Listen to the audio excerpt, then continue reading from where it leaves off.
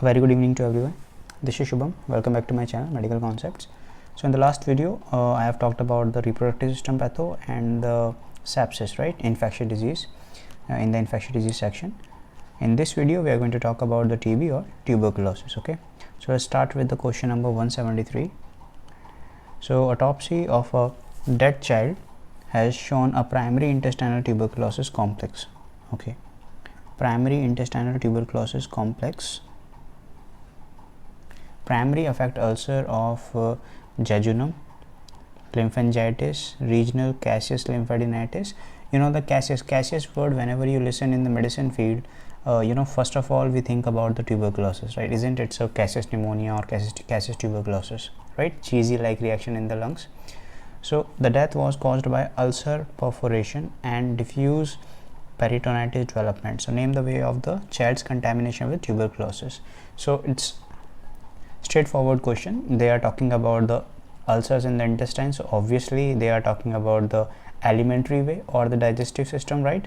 So here the answer will be very clear in front of you, that the answer will be the alimentary way of contamination with the tuberculosis will be happening in this child. So the thing is, they are talking about the tuberculosis. They have mentioned it many times in the question itself. So there was first of all there was a primary intestinal tuberculosis complex, and that complex is causing the ulcer formation in the jejunum region, which is a part of the small intestine. You know that lymphangitis is there, and then regional caseous lymphadenitis is seen. Cheese like reaction is happening in the lymph nodes now. Okay, and those lymph nodes are getting inflamed, and that's why we are calling that as lymphadenitis. Okay, a very wrong misconception in our minds, from the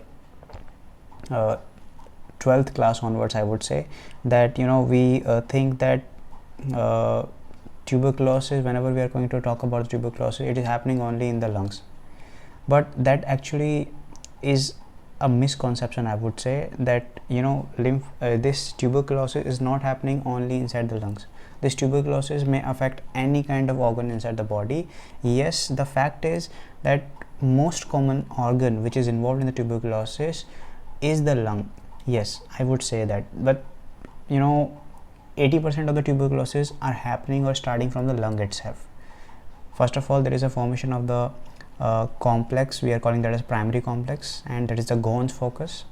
And then whenever the patient or the person, whenever the person is not having the proper immunity due to the older age or some kind of disease factor or any kind of factor can be there, and due to that immunocompromised state, that Ghon's focus might get activated inside the lungs and can affect other organs after that. Okay, first of all, obviously it will affect the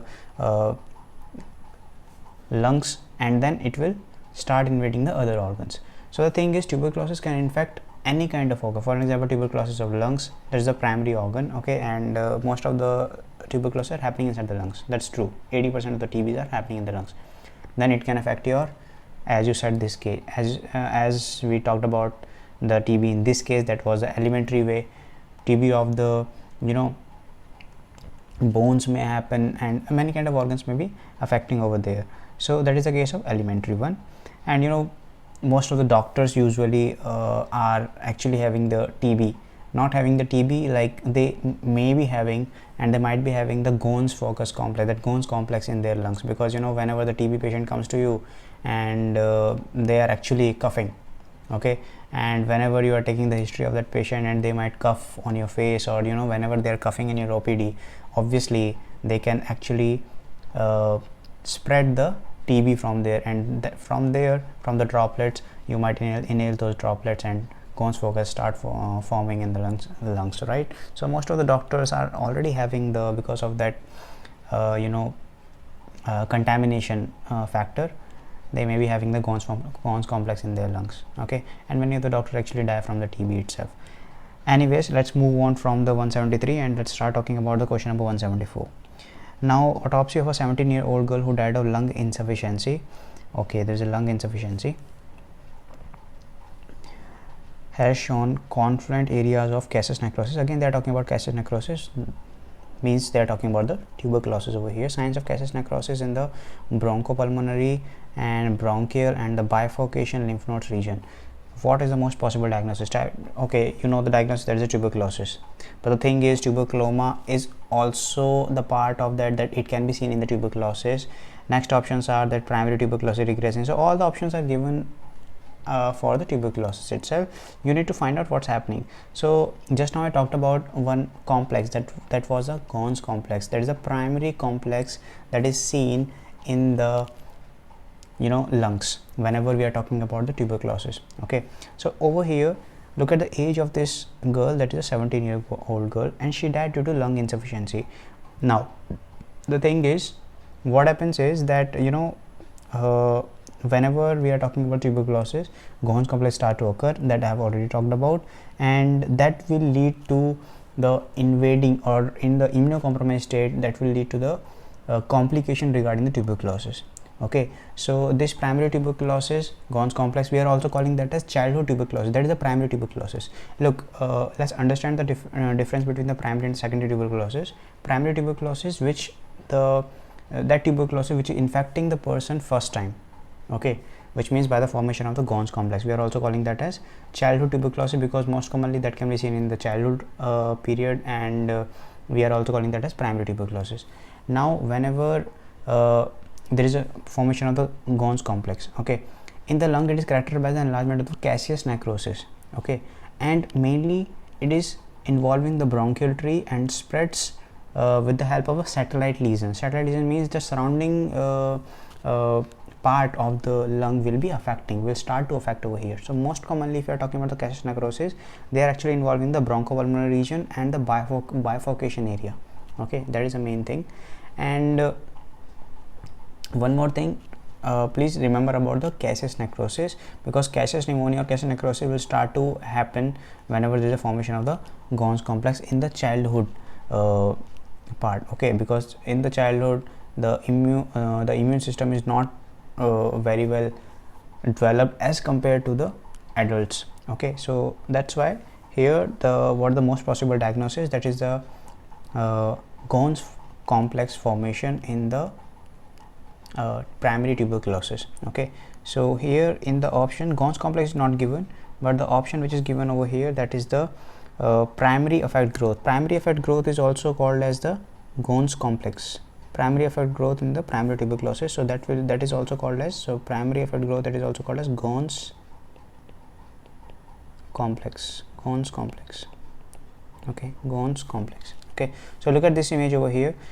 This is the X-ray of a child, and this childhood tuberculosis you can see, and this thing I am talking about. Okay, this thing I am talking about. So look at that small Ghon's complex. So this is the Ghon's complex. So I'm talking about this one. This is the Ghon's complex. Okay, I hope you got my point now. This is the Ghon's complex, childhood tuberculosis, because most commonly it's a primary tuberculosis. Most commonly it starts in the childhood period because of low immunity, or I can say immunocompromised state. Okay, or if some kind of infection is there. For example, in this case there is a lung insufficiency. Okay, so that might also cause the activation of the Ghon's complex, and that can cause the disease over there. Okay, let's move on to the next question, 175. Autopsy of a 44-year-old man who died of pulmonary heart insufficiency has shown pneumosclerosis, emphysema of the lungs, and hypertrophy of the right ventricle of the heart. And I have already talked about what is pulmonary heart insufficiency in the initial videos of this playlist, that most probably in the heart section. Okay, in the cardio section. Pulmonary heart means cor pulmonale. Okay, and in this ministry book, or in the your basis question, they are using the term as that terminology as pulmonary heart insufficiency, but that is actually the cor pulmonale. Okay, now what happens over here is that there is a insufficiency of the right ventricle, and due to that there is a involvement of the lungs as well. So pulmonary heart insufficiency is a cor pulmonale, and over here as you can see that hypertrophy of the right ventricle of the heart is seen. Multiple focuses 1 centimeter in diameter are localized in both the lungs. So multiple focuses are localized in both the lungs, mostly subpleurally, under the pleura, right? Histologically, center of the focus is the area of necrosis, and on the periphery there is a bank of epithelioid cells and the lymphocyte with few macrophages and plasma cells. Okay, now the cells which they have mentioned over here, there is a giant Pirogov-Langhans cells. Langhans cells are the granulomas found inside the TB. Okay, so Langhans cells is a characteristic finding of the tuberculosis in the lungs. There is a formation of granuloma in the lungs, so definitely they are talking about tuberculosis right now, and Langhans cells are the granuloma which we can find in the tuberculosis, and has a minor quantity of blood capillaries, and the periphery of the focus are detected over here. Okay, so many kind of hints are given in the question itself, and the biggest hint was which you could get, that was the Pirogov-Langhans cells, and these are the formation of the granuloma, as I said, in the tuberculosis. So over here look at the other choices. Yes, so B, C, D, E, they are actually ruled out very easily by you, and the answer will be the hematogenous tuberculosis. And sometimes we are also calling that as miliary tuberculosis, because hematogenous dissemination of this Mycobacterium tuberculosis can be seen in the miliary tuberculosis. Okay, let me show you the diagram over here. So look, this is a miliary tuberculosis, hematogenous dissemination of Mycobacterium tuberculosis, and millet like pattern. Millet, this kind of seeds, millet seeds. Yes, these are the millet seeds, right? So these millet seeds kinds of pattern will be seen in spreading into the lungs. That's why we are calling that as hematogenous dissemination of the tuberculosis.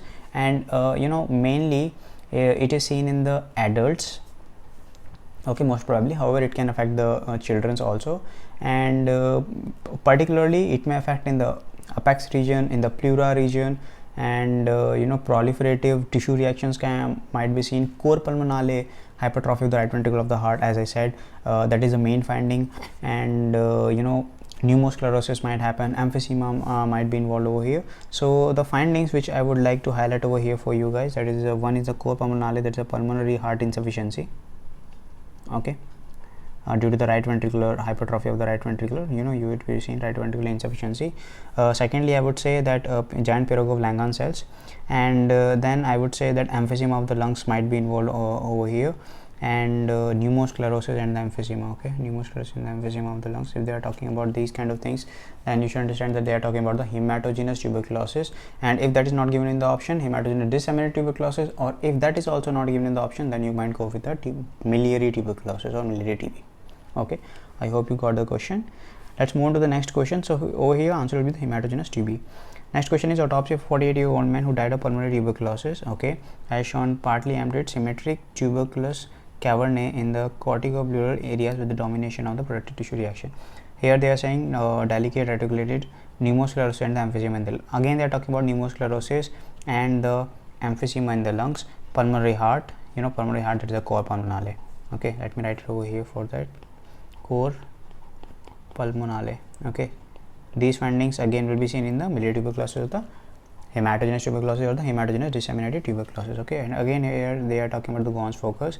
Ghon's focus is the primary focus, which I have already talked about, that like this is the primary focus which will be seen in the primary tuberculosis, right, is located in the third segment of the right lung. So what the most probable diagnosis over here? So answer is very clear, that they are talking about the hematogenous tuberculosis or miliary or the hematogenous disseminated TB. Okay, I already talked about the diagram, that this diagram I am talking about. Okay, so that is the thing. They can involve the extrapulmonary site over here.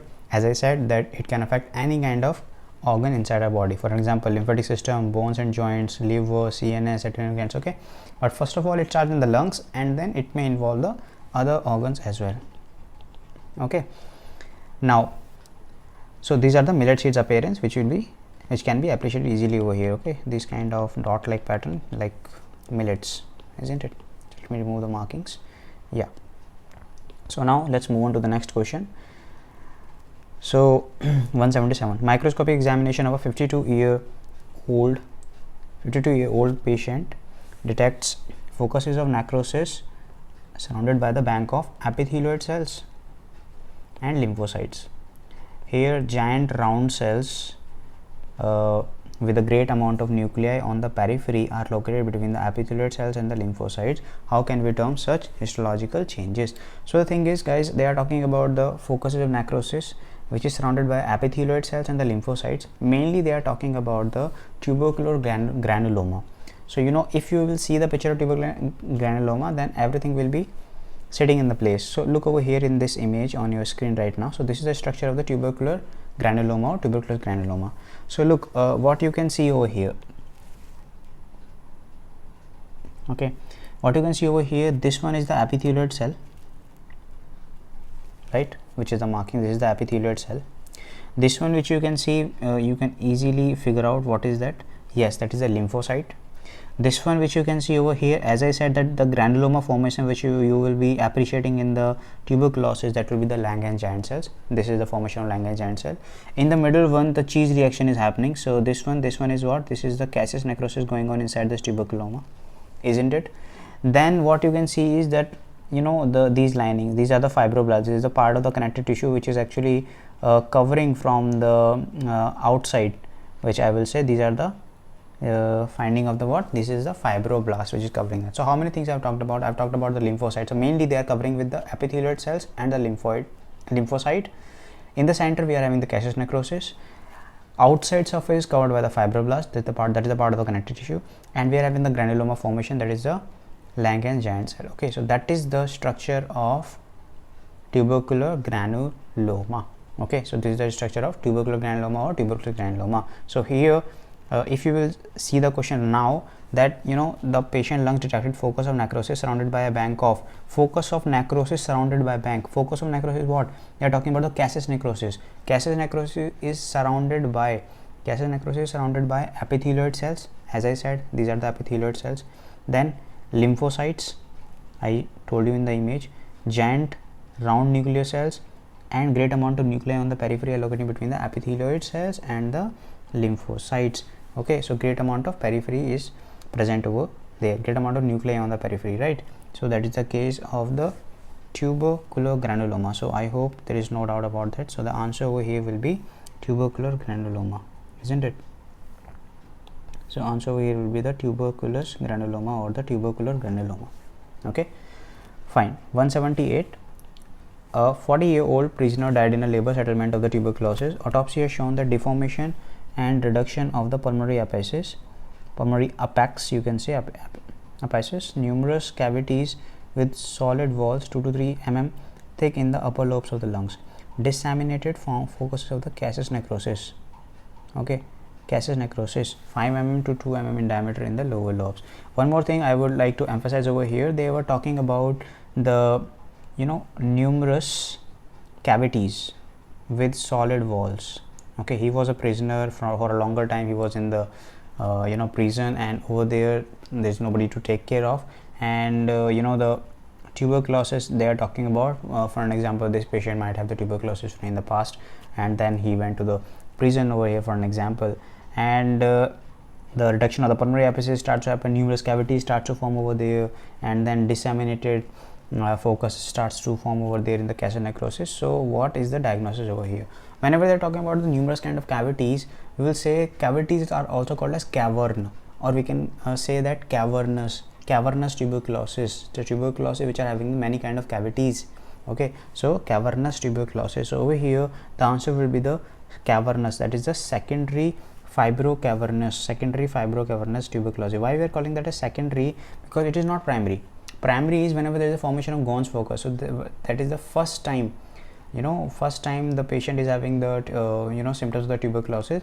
But if it is present in the past and then it is causing any other kind of disease, then it is the secondary tuberculosis. So over here they were saying that this prisoner here who died in labor settlement of tuberculosis, what happens is that reduction of pulmonary apices, numerous cavities with solid walls 2 to 3 mm thick in the upper lobe, disseminated focuses was found over there, and numerous cavities were there. Cavities will be forming whenever there is a formation, whenever there was the tuberculosis for a longer period of time.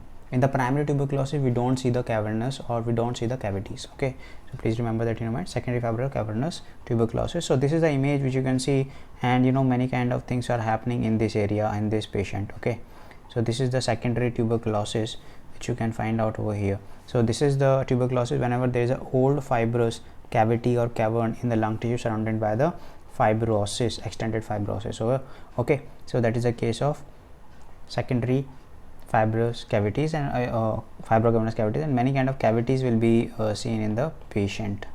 Okay, so that is a case as far as secondary fibrocavernous tuberculosis is concerned, and mainly the pleural region can be involved also. Okay, fine. Let's move on to the next question. Question number 179. A 50-year-old man was ill with the tuberculosis and died against the background of pulmonary heart insufficiency. So this is again the cor pulmonale. Autopsy has shown the lobar character of the pulmonary affection. The upper part of the right lung is enlarged, solid yellow on the incision. Whenever they are saying the yellow on the incision, you know, cheese-like reaction, it is having the yellowish color. Okay, caseous necrosis I am talking about. Okay, so whenever they are talking about on the incision, there is a cheese-like reaction, friable, you know, crunching sound will be hearing whenever you are cutting that necrosis part. That is the middle of that. Remember, that is the middle of that tuberculous granuloma, isn't it? So fibrous thickening on the pleura, friable with the fibrous thickening on the pleura. What form of secondary tuberculosis does the pathology belong to? Very easy. That is a on incision you are finding the yellowish kind of color. That is a caseous tuberculosis or caseous pneumonia, isn't it? So there is a caseous pneumonia. Okay, now look at the diagram over here. So this is the caseous pneumonia. You can see the any kind of cheese-like reaction in this left lung of the patient, isn't it? If it is a left and this is the right, so look at the left lung of the patient over here. Okay, so very severely damaged with a cheese-like reaction over here. So you know, decay will be appreciated over there due to the progression of this tuberculosis. Okay, so that is a case which you will be seeing in the caseous necrosis. Moving on to the next one, question number 180. I'm showing the images with each and every thing because you know, images are something which will be retaining inside the mind for a longer period of time. Okay, so that's why my motto is to show the images for a particular question. Okay, so 180, autopsy of a dead 48-year-old man has shown a round formation nearly 5 cm in diameter with clear contour, surrounded by a thin layer of connective tissue and filled with friable masses in the area of the first segment of the right lung. Diagnose the secondary form of tuberculosis. So here they are saying that round formation, first of all, nearly 5 cm in diameter. 5 cm is something huge. You know, they are not talking about 5 mm, 5 cm guys, 5 cm round formation. Whenever they are talking about this thing, they are talking about the tuberculoma, because tuberculoma is having such a bigger size and it is covering the lung. And you know, the friable masses, you can see the friable masses in the area of first segment of the right lung. They are talking about the tuberculoma definitely, because such bigger mass will be appreciated in the tuberculoma only. I would like to show you the diagram over here in the X-ray and the CT as well. So first of all, look at the X-ray image over here on the left side of your screen. So over here I am trying to depict over here that this is the thing which I am talking about. So this is the tuberculoma. Okay, this is the tuberculoma which I am showing, which I will try to show you with the arrow. Yes, so this is the tuberculoma formation. Okay, so I hope you got the point. Now look at the CT image. CT image over here, you can see easily the in the CT scan you can see easily if this is the left side of the patient, this is the right lung of the patient, then on the right lung there is a cavity, there is a mass which is quite bigger, and that is the formation of the tuberculoma. This one I am talking about. Okay, so I hope you got that. So that is the tuberculoma. Okay, fine. So this is showing solitary pulmonary nodule on chest X-ray. In the CT scan also you can see the same. In the right lower lobe, this is the upper lobe and this is the lower lobe, right, isn't it? And this is the left side of the lung and this is the right side of the lung. Okay, so in the right lower lobe, you can see in the right lower lobe, isn't it? So this is the right lower lobe, the right upper lobe, then the right lower lobe. Okay, this is the left lower lobe, left upper lobe, and then this is the left lower lobe. Okay, this is the left upper lobe, isn't it? So that is the case.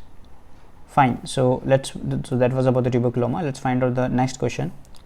Question number 181. A patient who died of pulmonary tuberculosis has a white gray focus surrounded by a capsule 3 cm. Now they are talking about 3 cm surrounded by a capsule. Again they are talking about the white gray focus. Again they are talking about the tuberculoma, and in this time also they are talking about the first segment of the right lung, and microscopic examination reveals that's the focus of necrosis with a capsule. Obviously tuberculoma is having a capsule, that's why it is having such a great marking which you can easily appreciate. Due to the capsule formation only, we can actually easily appreciate that this is the tuberculoma.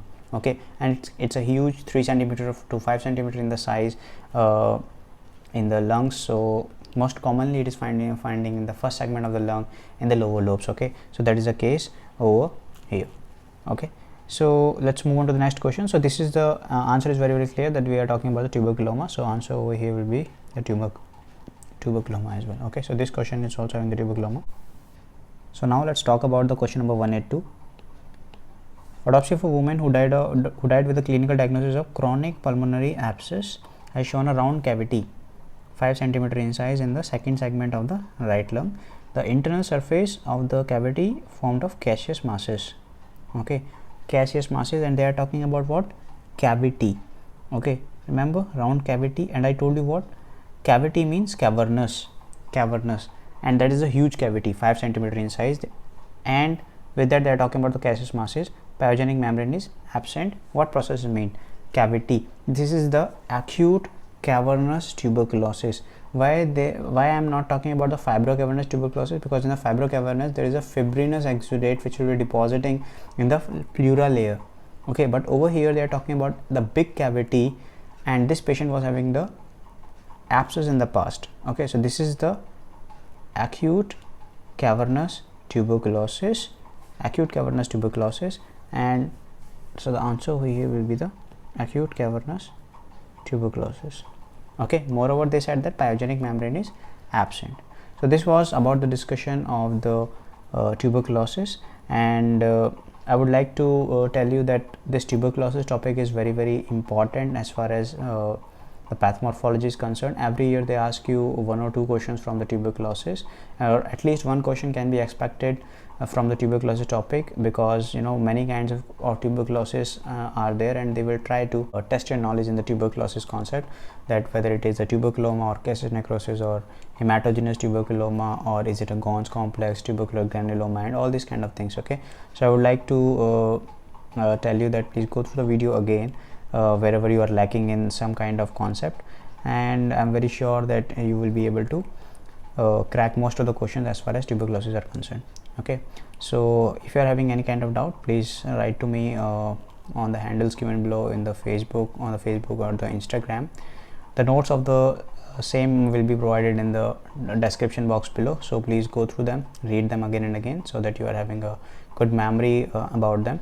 I would like to tell you that please go through the image as well, because that will be retaining in your mind for a longer period of time, and that will help you in recalling the things in the exam also. Because sometimes what happens is we are not able to recall the things which we have studied, but if we have the memory of that image, sometimes it helps us in recalling those things, right? So that is the thing. So I wish you all the best, and if you are having any kind of doubt, please write them in the comment section below, or you may ask me directly. And if you enjoyed the discussion, please hit the like button, make sure to subscribe the channel, please share it with your friends, and with that said, I will see you in my next video. Thanks for watching this one. Thank you.